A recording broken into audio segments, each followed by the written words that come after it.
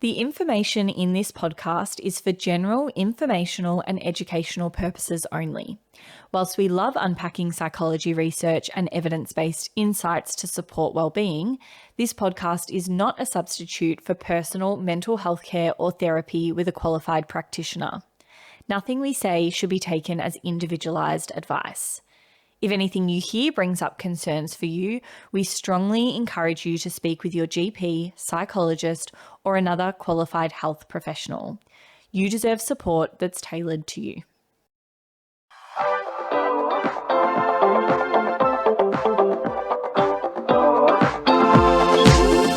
Welcome to This Might Help, where psychology research meets real life. We're your hosts. I'm Dr. Kira Hart. And I'm Dr. Lauren Rossetti, and we're two Australian psychologists who are joining you today to talk about imposter syndrome. Let's do it. Let's chat about it. Yep.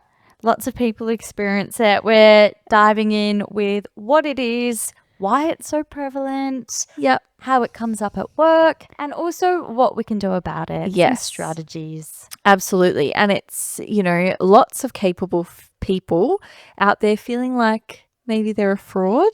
Yeah. This experience of imposter syndrome, or sometimes it's called imposter phenomenon. You might get a promotion. You might get a piece of positive feedback. You might get a job offer and immediately wonder if it was a mistake. Or, if somehow you've kind of tricked your way into it. Many capable and often very accomplished people believe that maybe everyone else has them figured out, or you're not meant to be there, you don't know anything, feeling It's like only a matter of time until I'm caught and asked to leave. Yeah. Or why is everyone trusting me to do this job? Yeah. Yeah. We're unpacking all of that today. But before we do that, I want to hear your wellbeing win and wobble, Kira. My well-being win was I've joined a new Pilates studio and it was so nice. I haven't heard about this yet, so I need to get the 411 later. I went to a few classes this week and they were all lovely. My well-being wobble was a bit of a weird one, but I went furniture shopping over the weekend and I spent maybe 2 or 3 hours walking around the furniture stores, and I just felt really flustered and I didn't buy anything. And then I was like, well, that was a waste of time. But it wasn't, because I worked out what I didn't want. Okay. I don't want those dining chairs. Yet to find what I do want, but that was my wobble. I like that reframe for you. I also hate those days when, you go shopping and nothing's right. No. You try, even clothes shopping, you try everything on and it's just, it's not happening. No. Nothing. I hate that. My wellbeing win is a throwback to a viral TikTok recipe from a long time ago, which is the feta pasta that I just ate. Yes, you did. Which is the big tray you just put in the oven with feta in the middle, surrounded by the cherry tomatoes and garlic, olive oil, salt, pepper, blah, blah, blah. Yum. Throw it in the oven, smashed up with a fork, mixed in with the pasta. Very simple. Did you come across that in its viral days? I've actually never cooked it. But did you know of it? I know. You saw of it. Yeah. Very big on socials. Yes. Huge on socials. Well, I'm bringing it back. Delicious. I'm bringing it back to your ears. It was to your ears and to your ears and cook it. It was, that was my wellbeing win. My wellbeing wobble is that all throughout the rest of this week, I have had no food in the house. So I've been doing that complicated thinking of what random ingredients do I have and how do I put them together to make something that I could possibly stomach eating, That's been going on. Yeah. We're going to get out of that for next week. Okay. Imposter syndrome. Let's discuss. So it was first described in 1978 by clinical psychologists Pauline Rose Clance and Suzanne Ims in their study on high-achieving women. Mm-hmm. So they first called it an internal experience of intellectual phoniness. Yes. So people felt like phonies. Yeah. Despite real evidence of competence and achievement, the person believes they've somehow fooled everyone. Yes, there is a summary from the original article, a little snippet that I pulled out that I like and I think summarizes this really well. Despite outstanding academic and professional accomplishments, women who experience the imposter phenomenon, aka imposter syndrome, persist in believing that they are really not bright and have fooled anyone who thinks otherwise. Numerous achievements, which one might expect to provide ample objective evidence of superior intellectual functioning, do not appear to affect the imposter belief. So essentially, there might be all of this objective evidence that you are really good at your job, or, you know, you're really bright, or you're doing really well, and yet that can struggle to, or does not appear to actually shift this imposter syndrome. Imposter syndrome is not a clinical diagnosis. Yeah. So it's not something we diagnose people with, but it's rather like a psychological experience, something that's felt and is also really common. Yes. We can relate to imposter syndrome. I'm Yes. sure many other people listening might as well. Absolutely. And Clance describes 6 core features that often travel together and describe imposter syndrome. Mm-hmm. The imposter cycle. So before starting a task, someone might experience anxiety, over-preparedness, or procrastination, success, and then fail to internalize it. And then they do it all again. So it's just a cycle of like over-preparing or anxiety, doing well at the task, but then not acknowledging and recognizing that achievement, and then the cycle perpetuating. Yes. Needing to be the very best or special. Mm-hmm. Another common feature is having like superwoman or superman tendencies. Basically the idea that you must excel at the role you're doing. Yeah. Or across all of the roles at once. All of the roles at once, exactly. Yeah. A persistent fear of failure is also common. Discounting praise and external evidence of competence, as you were saying earlier. And also fear or guilt about success. Yes. Imposter feelings, they're also not purely kind of individual pathology. So they're not just happening within yourself on a whim or just at random. Yeah. They are also often the consequence of lots of external things. So it might be the social context that you're in. It might be the, you know, your childhood and the way that you were raised might contribute to this. It might be the workplace environment and systems that you're in. All of those factors can also shape this experience of imposter syndrome.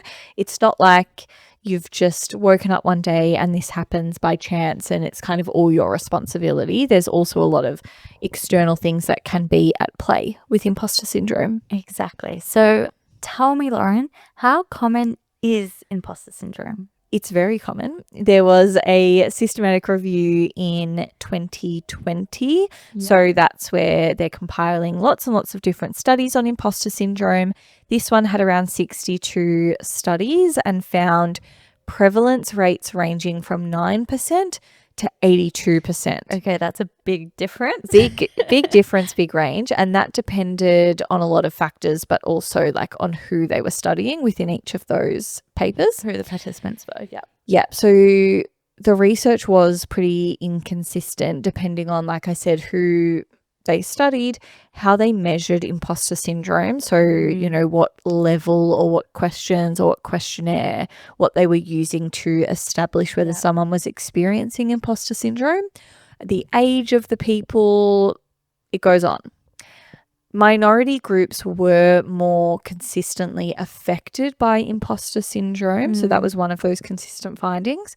Then another meta-analysis in 2025 has found a global prevalence of around 62% amongst health professionals experiencing imposter syndrome, which as to people who work in health-related professions, I think we can relate to that stat. And even thinking about, you know, the other psychologists I know, the medical doctors I know, the paramedics I know, lots of them also, you know, can experience this deep feeling of imposter syndrome. Similarly, it's seen in tech industries as well. So there's been surveys done across like Apple, Google, Amazon, Microsoft, and they've found over 50% of employees reporting imposter syndrome. Yeah. There's a lot of inconsistencies, like I said, across the research, but particularly about whether imposter syndrome differs by gender or whether it changes with age. So there's all these different studies. Some of them show, for example, that there are higher rates of imposter syndrome in women compared to men. Other studies find kind of no difference across genders. Some find that imposter syndrome declines with age. Others don't find that same trend. So there's a lot of kind of inconsistency. So we're not, I guess, really sure where that sits. It would be very nice to think that it fades over time. That would be lovely. But we're not sure. Yeah. We'll report back maybe in the future. 40 years time. Yes, and see if we still have imposter syndrome. And there's probably a lot of like individual variability as well, rather than just based on age, gender, etc. Yeah. But imposter syndrome is very common when we think about study and people's work. Yeah. So let's now chat about how it shows up for people at work. Researchers like Dr. Valerie Young, did she start the Imposter Syndrome Institute? Yeah, she has the Imposter Syndrome Institute. We'll link it in the show notes. Amazing. She has described different types of imposter feelings, and they can show up in a few different ways. So I will tell you about them. Yeah. One of them is as perfectionism. So thinking that kind of everything you do has to be perfect. Yep. Another one is needing to know everything or be the expert. So feeling like you have to be an expert on all of the topics that you're involved in. Another way is thinking that you need to do all of the work on your own with no help. So should you require or need or ask for additional support, suddenly you're a failure and you're not meant to be there. Yeah. It can also show up as experiencing a lot of discomfort if you have to struggle with or if you find any element of your job or your study difficult to master. So if you're like learning a new skill or you're completing a project or you're doing anything and you're finding that challenging in any way, that can feel like, you know, okay, well, I shouldn't be here. I'm not meant to be here because this is hard. It can also show up as feeling like you should be able to do it all. So you need to master all of the roles and juggle all of your commitments at once easily. And if that's not possible, then, you know, we're feeling those imposter syndromes, imposter feelings. And you might relate to many of these areas or just one of them. You know, it can be different for different people. Exactly. And the most common ways imposter syndrome tends to show up is someone might, you know, not apply for a job because I don't meet 100% of the criteria. Yeah. And they mentally tally all the dot points and decide to not apply because they don't hit one or two criteria despite, you know, being 80 or 90% qualified for the job, and they may not apply for that reason. Yeah. Another way it shows up is being over prepared or maybe procrastinating and going in a loop of either over rehearsing for something or putting the task off entirely and not addressing it because it feels too high stakes. Yeah. Discounting the positives is also really common. So someone might receive positive feedback, or maybe someone's promoted at work and they instantaneously explain it away and they dismiss the positive feedbacks, or they think, you know, I got lucky and that's why I got a promotion, or they were just being nice when they gave me that feedback. Yeah. It's also really common to struggle silently. So people may believe that asking for help will reveal that they don't have all the answers and they don't know everything. And then they may think, people will assume I don't know what I'm doing at all, and kind of catastrophizing what's happening, but really struggling with that. Yeah. And believing if a task took effort, I mustn't be smart enough. Like thinking things should come easy for me or come naturally for me, and not allowing space for sometimes tasks are really challenging and really difficult, but rather believing that's proof of inadequacy or proof that I don't belong rather than it was just a difficult task. Yeah. And it was maybe hard for everyone. Yeah. I was just having a similar conversation recently where there was a task that was really tricky, and I was hearing these thoughts back about, like, I don't know if I'm just really bad at this, or if this is, you know, like something that is inherently tricky for me. And it's like, no, this is something that's hard for everyone. Yeah. And if we grew up, or if you've, you know, spent a lot of time where things did come really easily, or, you know, for some people a lot of stuff just comes naturally, and like it, you know, you might be quick to pick things up and quick to do things. And so when we're finally in new or different scenarios where now something is tricky or something is hard or it takes time to master, it can feel really uncomfortable, because it's like, okay, well, all of these things in the past have come super easy. There must be something wrong with me because this is hard. When in reality, it's just a new skill that you're building, and that will naturally be difficult. Yeah. There can be upsides or kind of positives around imposter syndrome that are sometimes spoken about in the literature and kind of in online spaces. So there are conversations, or I guess generally the conversations we're having around imposter syndrome, and kind of rightly so, are focused on the cost that it can have to our mental health and well-being. Yeah. What are these upsides? There's some discussion about effects that can be positive. So, for example, it can push people to kind of be really thoroughly prepared for things. It can help us delve really kind of deep into knowledge and expertise in the field, because we are kind of doing that work to feel prepared. Maybe over-preparing. It can keep people kind of like, some of the conversation is around, does it keep people more humble if they have this experience of imposter syndrome? Like, does it help us to be less likely to overestimate or overinflate our skills and abilities, and kind of keep us reflecting on our gaps and where we need more experience, or where we need to fill a knowledge gap, for example? It can come up in, I guess, those people facing roles like healthcare, where this imposter syndrome or imposter thoughts may relate to being quite attentive in our care, and also that more kind of going above and beyond at times, which may often be the result of feeling like the way that you, or like working at the typical level, if you've got these imposter thoughts, it might feel like that's not enough, or you know, you're going to be caught out for not doing the job adequately, and so it can lead to this kind of going the extra mile or doing more and more. Now, whilst that can come off and result in positive outcomes, absolutely, and you know, maybe it might deepen your skill and make you very like successful in your job and very good in your role, this can come at a personal cost. So, you know, it is linked really strongly with burnout, because it can lead to behaviors that are not sustainable.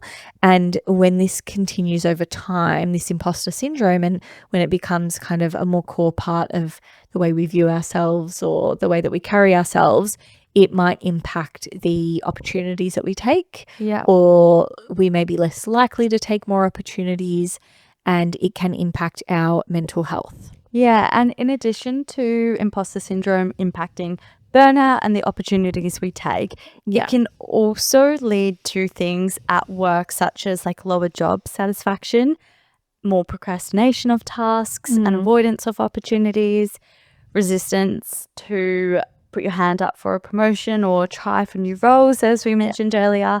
Overworking is a big one, to compensate for the perceived gap between how good you are versus how good other people think you are. And it is associated with negative effects on our mental health long term. So if we're constantly overworking and experiencing this emotional exhaustion, we might be experiencing symptoms of anxiety, depression, stress, and Also, people with high imposter feelings tend to underestimate their own performance as well as overestimate everyone else's. So they think they're doing worse and everyone else is doing better, even if that's not the case. Yeah. But that means even when they receive an objective win, that isn't like celebrated, and it doesn't shift their belief that they are capable and they do deserve to be in the room. They still feel that sense of inadequacy, which you can see how that would really affect your mental health. Yeah. And it can also impact work progression and success, as we've mentioned earlier, such as not applying for jobs, asking for pay rises, etc. So what can we do about it? What can we do to shift imposter syndrome? If you resonate with any of the points we've spoken about earlier, what are some strategies, Loz?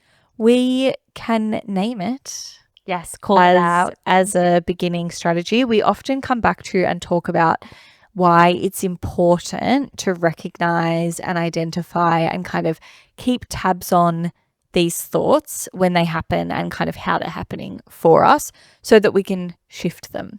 Yeah. So simply labeling what's happening when we're feeling this way, when we're noticing that, you know, you might be saying to yourself, I'm having kind of an imposter moment, or like, this is the imposter syndrome. This is not reality. So kind of labeling what that is that's happening in your mind. We don't have to believe the thoughts to notice them. The goal is really just to recognize what's going on. And then you can ask yourself questions like, is there evidence here for this? Like, what is the evidence for this thought? You know, thinking, oh, I couldn't, or I shouldn't go for that job. I shouldn't go for that promotion. Oh, they've asked for people to help with this thing. I'm really interested, but I feel like I'm not the right person, or I'm not the most experienced one, or I'm not the best person for this job. Like, what evidence do you have for that? You know, and what is all of the positive evidence and the, you know, the good things that you have noticed in the past that could, you know, show you that you should actually take that step. Yeah. And similar to that, I think sometimes when we name it or say it out loud, it can help us recognize that this thought that we're having is simply false. Like, maybe someone has the thought, I'm not intelligent, I don't deserve to have X position. And then when you say it out loud, you might find it more easy to challenge it and think, you know, like, I am qualified, I have the experience. Also telling someone else, like telling a colleague or a trusted friend, a family member, like, I'm feeling this way at work, or I'm feeling this way at university, and having that conversation with them. When you kind of verbalize it, it might help you recognize how false that belief actually is. And hopefully you receive that positive feedback from your trusted friend, colleague, family member who can hype you back up and say, what do you mean? Like, you've worked so hard, you're so capable, you're so smart. So hearing it in reality and in context of saying it out loud can help you realize that those thoughts aren't true. Yeah. And sometimes when you're putting that out there, it can sound a little bit ridiculous at times. You're like, oh, wait a second, there is all of this evidence there. There's all of these things that I've done before. It happens. I feel like it happens so commonly in our field as well, where despite years and years and years of study, despite, you know, all of the positive feedback you might get from different people you work with, and like things going well, and you know, like the list goes on, your brain can still just ignore all of those things. And sometimes it even just takes, you know, sitting down with your boss or with a supervisor or with, like you said, a friend, for them to help you see and list off, well, look, you've just had all of these good outcomes. You've just had all of this positive feedback. You've just done this really hard thing and it went really well. And that's evidence showing you that you can do these things and you should be here and all of that stuff. Like, sometimes you just need to get it out there so that you can kind of collaboratively challenge some of these things. Yeah. Another strategy is not waiting for 100%, not waiting for things to be perfect.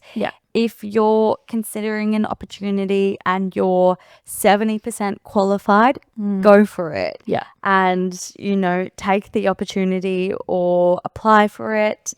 You learn by doing things as well. So rather than waiting for things to be perfect, just having a crack. I feel like that was our mentality with the podcast. Yes. Just like progress over perfection and just doing it, rather than waiting for things to be at 100% and perfect before you get started.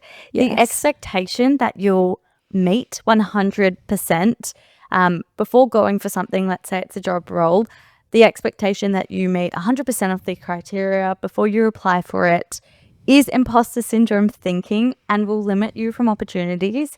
So maybe just like the mentality shift of, okay, I'm not going to wait for 100% of perfection. If something's at 70% or 80%, I'm going to go for it. Yeah. And what do we have to lose? Like sometimes we can try things, we can test the boundaries, we can see, and we can try to encourage ourselves to have a go at things before we feel fully ready, because it's likely that we will not ever feel fully ready. We would have never felt fully ready to start a podcast and probably still don't. Yeah. But, it's like taking those little steps and doing things, and then you get used to that more often. Yes. And that often generates more evidence that, okay, you can do that thing. Even if you apply and you may be not successful in that role, you can still apply for the next one. And it's just building that confidence to, see what happens. Yeah, exactly. Speaking of evidence, tracking the evidence can be really helpful to shift your imposter syndrome. So at the end of the day, write down kind of your wins or things you achieved, and notice if you're attributing those positive wins due to luck, due to timing, due to someone else's help, or due to your own capability. Yeah. And then rewrite it, making sure you're giving yourself the credit for your skills and effort and the preparation that you actually put to get there. Yeah. Another idea, and I do this in one of my jobs, is to keep a win file. So when I receive positive feedback, when I receive kind notes, or when I hit a milestone, I keep a Word document where I just note these positive comments, because sometimes work can be tough and sometimes we don't have all the wins. Yeah. And when the imposter syndrome spikes and, your mind's flooded with those negative thoughts of I'm not capable, it can be really helpful to go back to a concrete Word document where the evidence is written out in front of you. Yeah. That says, you are capable. This is some positive feedback you've got. Yeah.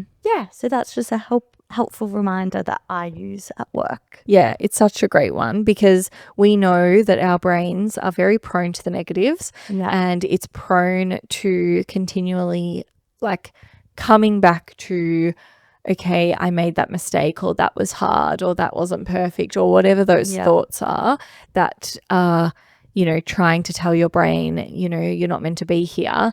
But we have to actively highlight and continually come back to the positive things and the good feedback and all of that evidence for why actually, you're very qualified to be here, and you're, really good at your role, or you have the skills and the capabilities to do this. And we need a bit of help. Our brains need help to come back to that. We also really need to practice self-compassion when we're thinking about kind of all of these things. So being kind to ourselves more often, catching those thoughts and trying to shift them from the lens of also being kind to ourselves. So when you're sitting there and you're thinking, well, sure, all of those previous days went really, really well, but this one thing was hard, or I feel like I'm failing, or I feel like this thing's going bad, and you're ignoring all of the other evidence, try to catch that and think about, am I being kind to myself? Would I say this to a friend? Would I even to another colleague that has come up to you and expressed these thoughts, or your friends called you, or I don't know, someone's called you and they've said they're feeling this way or they're describing this? How would you Like, how would you respond to that? What would you communicate to them? What kind of steps would you take to highlight, well, this is all of the reasons why that's not true, and how you would challenge that imposter thinking and try to give yourself a bit of that. Exactly. Do it to yourself. Yes. It's also important to note before we wrap up that sometimes imposter syndrome, it might not just be about you. It's also important to consider if your like workplace or the people around you or your life environment growing up, maybe it was your school, university experience, and how this might have contributed to those feelings of imposter syndrome. Yeah. So do you feel well supported in your workplace? Do you celebrate your wins and do your successes get praised and acknowledged? Or is there more systemic factors at play that is kind of contributing to this self-doubt and imposter syndrome? Yeah. And if so, then that needs to be addressed separately. And hopefully you're kind of working within a supportive workplace where that is possible, because your wins deserve to be celebrated. Yes. And those factors, if there is, if that's something that constantly comes up where you do feel like there's a lack of support, or you do feel like there's not a recognition of the things that are going well, like that can build up over time. Yes. And it's not just, whilst when we think about imposter syndrome and we think about imposter style thinking, we're mostly reflecting on the individual, like our own thoughts, what's going on for us individually. Like it's just about, a lot of it is just about ourselves, but it doesn't just occur in isolation. Like we said, it's kind of often a bigger picture thing. And so sometimes it takes the whole system. We've got to have a look at all of the factors. And it can also be good to think about when we need more support as well. So imposter feelings, we know, are commonly co-occurring with experiences of anxiety, and they can be associated with depression and particularly burnout. And there are a range of evidence-based therapies, but things particularly like cognitive behavioral therapy that can help with imposter style thinking, which we can access in therapy. Exactly. So as always, if you're needing further support, please access it. We will include some helplines and other resources in the show notes of today's episode, as we always do. Yeah. And that brings us pretty much to the end of today's episode. Yeah. Do you have any more comments? I think just all in all, imposter syndrome is so common, particularly in like your 20s and your 30s. I think when people are starting roles and they're kind of coming out into jobs and you're finding your feet, and it can feel really like, especially in that transition from university to the workforce, if that's the pathway that you've taken, it can feel like, is this a mistake? Who is letting me do this job, and who's checking over me? Like, you can have those feelings, and they're really common. It's a pretty normal response a lot of the time, but when it does become, a consistent thing and it is associated with those like negative impacts on mental health, like burnout, like you said, really important to get some extra support. But we can continue to challenge that thinking and remind ourselves that we are meant to be here, and, we're really good at our jobs, and there's lots of evidence for it. Yeah. Just a little pep talk to ourselves here. But that's it. That's it for this episode. Thanks for listening. There is more references and resources in the show notes. We're on socials at This Might Help Podcast. And you can watch on YouTube if you want. And that's a wrap. Yeah. See ya. Bye.